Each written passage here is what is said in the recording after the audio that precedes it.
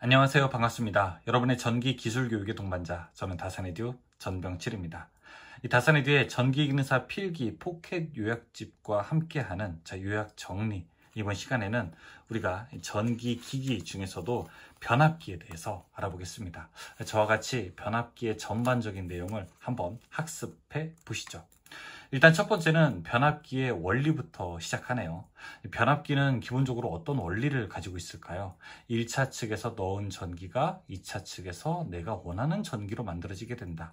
자, 그 기본 원리는 바로 이제 전자 유도작용입니다. 이 전기 에너지가 자기 에너지로 바뀌고 자기 에너지가 다시 전기 에너지로 변환되는 과정을 우리는 변압기 내부에서 확인할 수 있죠. 1차 측에 연결하는 권선을 우리는 전원에 접속하게 되고요. 자, 변압기에서 2차 측 그렇게 부르게 된다면 그것은 바로 부하와 연결된 쪽을 말하게 됩니다. 그래서 전원에 접속된 1차 권선 그리고 부하에 접속된 2차 권선, 주로 1차와 2차 권선으로 구분되어 있게 되죠. 권수비라고 하는 것은 변압기에서 알아야 되는 첫 번째 수학적인 개념입니다. 1차 측 감응도과 2차 측 감응것의 비율, 1차 측 전압과 2차 측 전압의 비율, 그리고 1차 측 전류와 2차 측 전류의 전류 비율을 권수비라고 하게 됩니다. 만약에 1차 측에 100번을 감게 되었고 2차 측에 우리가 50번을 감게 되었다 하게 되면은 권수비는 50분의 100이 되어서 이거는 2가 되는 거죠. 전압이 2분의 1로 줄어드는 것을 알 수 있게 되는 겁니다. 이 권수비와 전압은 그대로 가게 되는데 전류는 반대가 된다는 것 확인하시기 바라겠습니다. 변압기에서 일어나는 1차 측과 2차 측 그리고 내부의 전기적 관계를 우리는 등가회로라고 하는 것으로 쓸 수 있습니다. 등가회로는 변압기 1차와 2차를 전기회로로 변환시킨 겁니다. 그래서 아래 그림 보시게 되면은 이제 1차와 2차를 전기회로로 서로 등가로 만들기 위해서 각각 리액턴스라든지 아니면은 저항 그리고 각각의 전류에다가 적정한 권수비를 계산해서 1차와 2차가 동일하게 만들게 되는데요. 이게 바로 우리가 등가회로라고 부르게 되는 것입니다. 변압기의 전격 그리고 효율은 어떻게 나타낼까요? 변압기의 전격 용량은 변압기의 2차 전압에다가 2차 전류를 곱하게 되는 겁니다. 변압기의 전격 1차 전압은 전격 2차 전압에다가 또 권수비를 곱하게 되는 겁니다. 실측 효율이라고 하는 것, 입력분의 출력 기억나시죠? 자, 그런데 만약에 변압기의 규약 효율을 우리가 한번 구해봐라 라고 하게 되면은 변압기의 규약 효율은 출력이 2번 나와야 됩니다. 우리가 사용하는 게 출력된 전원이라고 생각하면 더 좋을 것 같아요. 그래서 마치 발전기의 규약 효율과 똑같이 작용을 하게 되고요. 출력 플러스 손실분의 출력이 됩니다. 근데 여기 손실에는 몇 가지 종류가 있어요. 이 손실은요, 철에서 생기는 철손과 그 다음에 동에서 생기는 동손이 있습니다. 철에서 생기는 철손은요, 부하가 많든 적든 일정하기 때문에 이거를 우리가 무부하손이라고 하게 됩니다. 하지만 동손은요, 부하의 크기에 따라서 바뀌기 때문에 이거는 우리가 부하손이라고 부르게 됩니다. 변압기에서 가장 효율이 클 때는 바로 이 철손과 동손이 같을 때가 되고요. 그래서 이걸 PI, PC 같다, 이때가 최대 효율이 된다, 이렇게도 이야기합니다. 직권은요, 소형 변압기의 권선법이고 형권이라고 하는 권선법은 중형 변압기의 권선법에 사용됩니다. 이 몰드 변압기라고 하는 게 있는데 이거는 코일을 에폭시 수지로 몰드한 절연 변압기로서 사실 현존하는 널리 사용되는 변압기의 한 종류가 됩니다. 변압기의 손실은 어떤 손실이 있을까요? 일단 철에서 발생하는 손실부터 한번 보죠. 자, 이거는 모두 다 철손에 해당합니다. 철손은 맴돌이 전류손과 히스테리시스 손이 있습니다. 히스테리시스 손이 약 80%를 차지하고요. 맴돌이 손이 철손의 약 20%를 차지하게 되는데 이 맴돌이 손을 우리가 줄이기 위해서 철심을 성층하게 됩니다. 이 두께가 작으면 작을수록 두께의 제곱에 비례해서 맴돌이 손은 크기 때문에 두께를 만약에 반으로 하게 되면은 이 철손도 맴돌이 전류선도 4분의 1로 줄어들게 되는 거죠. 히스테리시스 손은요, 이렇게 최대 자속 밀도의 제곱에 비례하게 되면서 주파수에 비례하게 됩니다.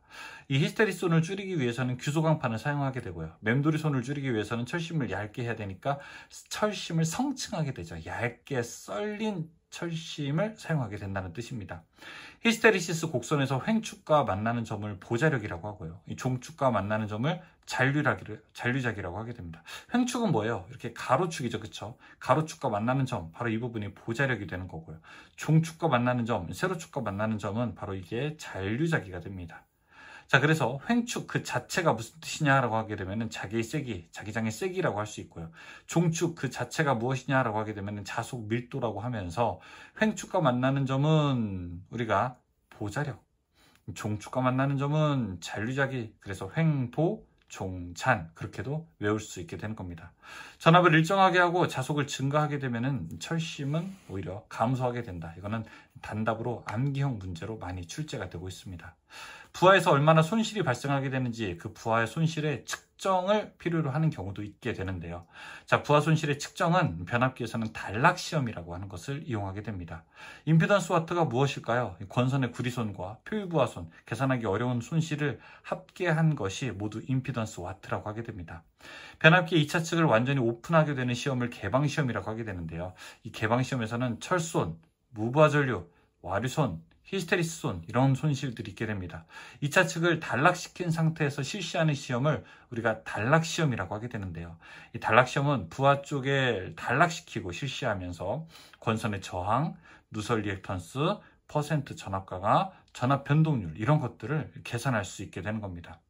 만약에 전압이 일정할 때요, 이 주파수가 증가하게 되면 히스테리손은 감소하고 철손도 감소하게 되고요. 주파수가 감소할 때 어떤 일이 벌어지게 되냐라고 하게 되면 철손은 오히려 더 증가한다. 이렇게 대답할 수 있습니다. 단 조건은 전압이 일정할 경우라고 하는 이런 전제 조건을 드렸을 때 말이죠. 변압기에서 고정손이라고 하는 거, 일정한 손실은요, 부하가 있든 없든 부하의 변화에 따라서 변하지 않는 손실을 말합니다. 주로 우리는 철손이고요. 이 가변손이라고 하는 것은 부하의 크기에 따라서 변하는 손실입니다. 부하가 크면 손실이 많이 생기고 작으면 적게 생기는 손실, 이것은 모두 다 동손에 해당하게 됩니다. 그래서 이런 손실의 종류도 있게 되는 거죠. 전압 변동률은 어떻게 계산하게 될까요? 변압기도 전압 변동률이 있어요. 부하의 크기에 따라서 전압이 많이 변하냐, 적게 변하냐.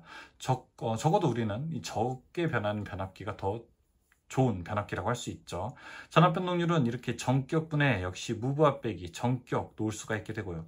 백분율 전압 강화는 우리가 계산할 수 있게 되는데 P 코사인 세타 플러스 Q 사인 세타입니다. 여기서 P라고 하는요 퍼센트 저항 강화를 얘기하고요. Q라고 하는 것은 퍼센트 리액턴스 강화를 말하게 됩니다.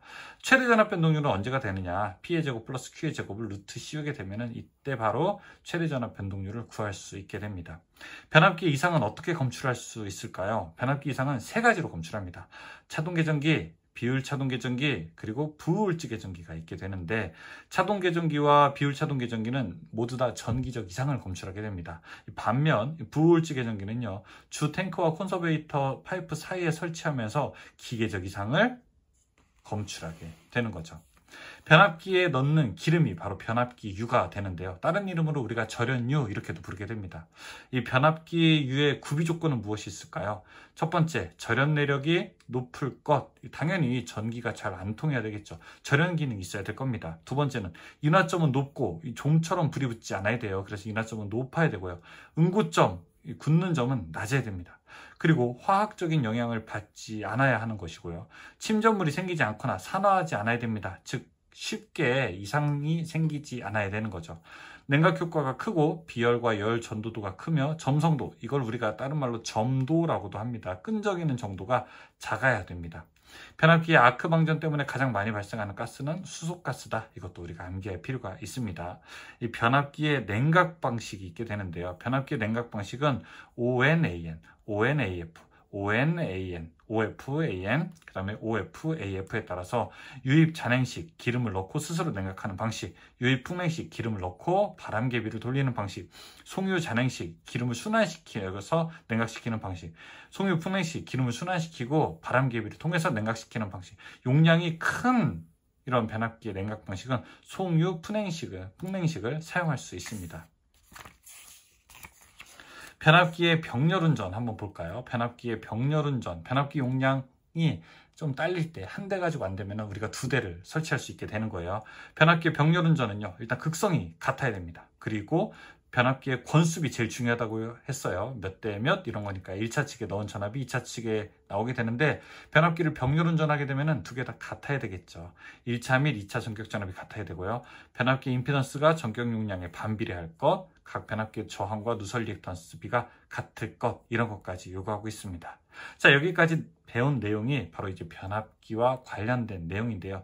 뒤에 결선법이 있기는 하지만 일단 변압기에 대한 전반적인 내용들 한번 쉽게 훑어봤습니다. 수고하셨습니다.